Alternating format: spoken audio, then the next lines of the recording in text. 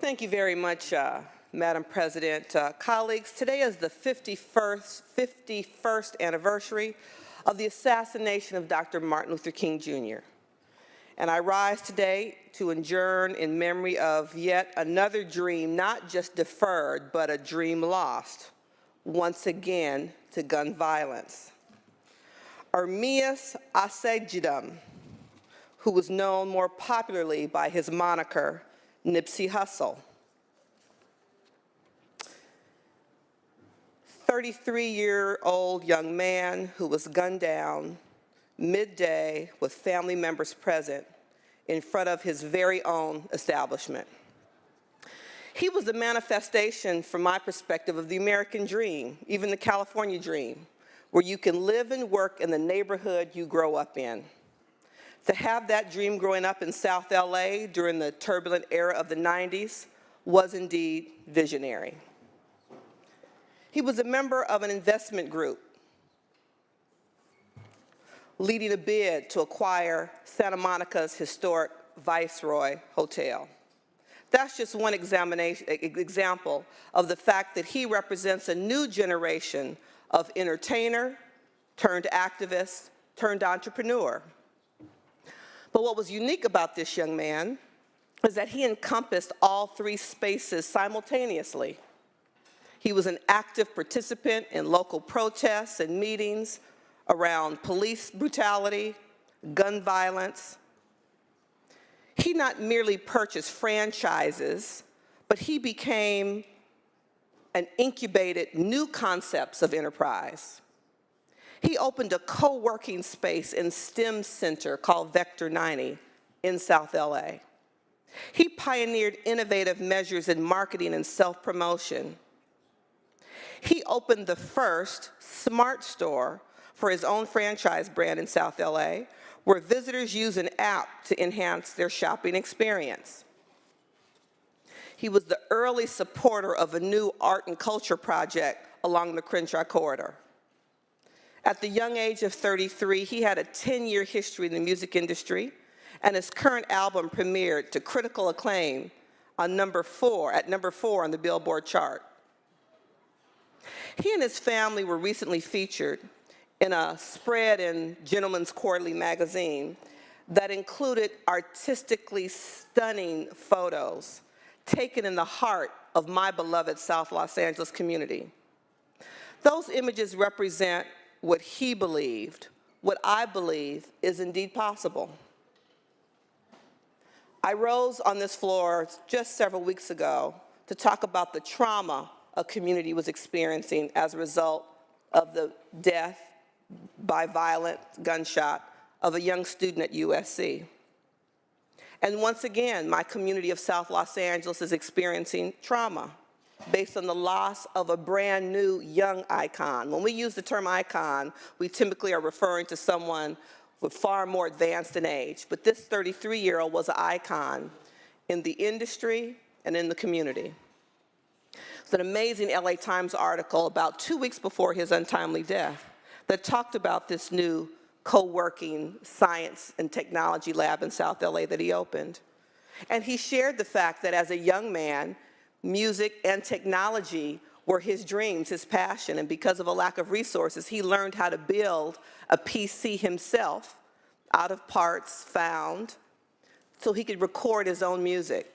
He was an innovator in the industry because he didn't sign with a label until this very last recent album, after 10 years in the industry. He created models by which he could own his own image, own his own music, and sell it by cutting out all the various middlemen that encompass that space. And so I'm hoping that young people and old people like me across the state won't lose the dream of buying property, truly owning and envisioning small businesses in the neighborhoods in which we grew up in, regardless of one's socioeconomic status.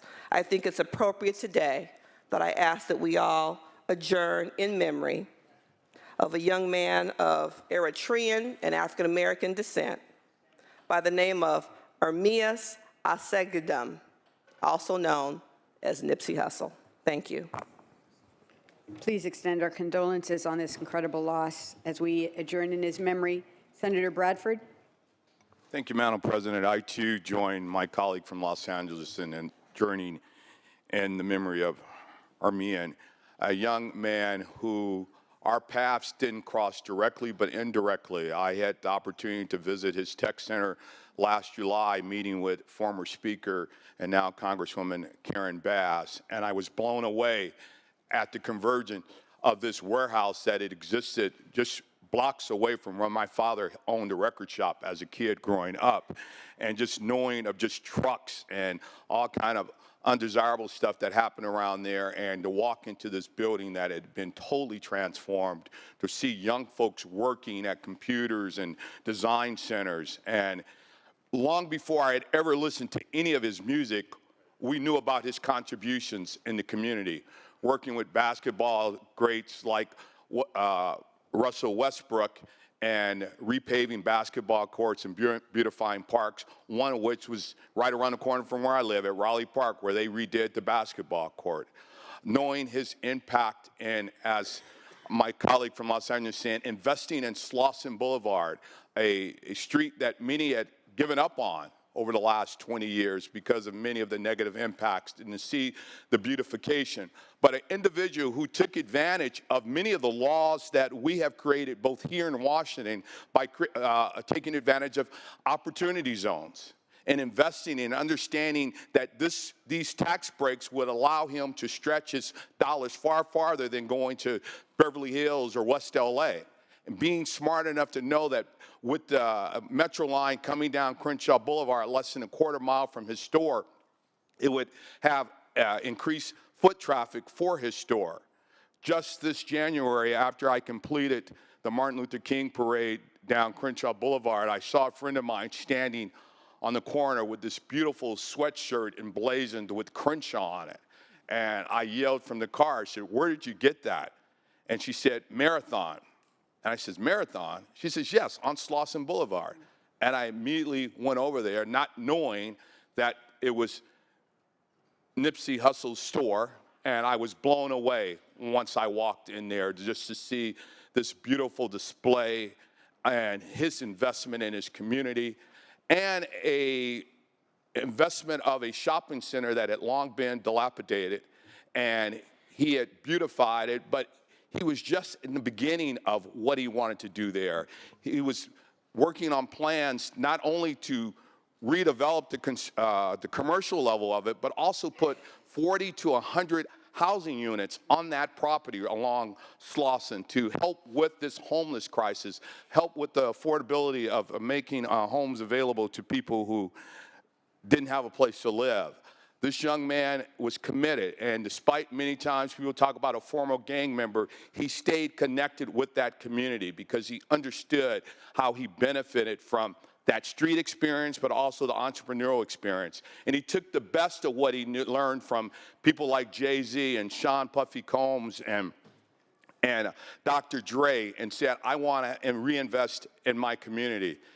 This young man sold 100,000 mixtapes on the street. Jay-Z bought 100 of them at $100 a piece. At $100 a piece. He was making hundreds of thousands of dollars a month. He could have lived anywhere in Los Angeles, anywhere in California, but he chose to stay in the community and work with his friends and those who were far less blessed than he. He said the highest human act is to inspire. We must all agree he inspired many, many young folks as well as old folks as well. Individual who was taken away far too soon. And I will leave you with this for those of you who might be unfamiliar with his music. Life is a marathon. But before we take the victory lap, we should all raise our right hand to God and double up on our commitment to end gun violence. Because the last time I checked, a bullet ain't got no name. Thank you.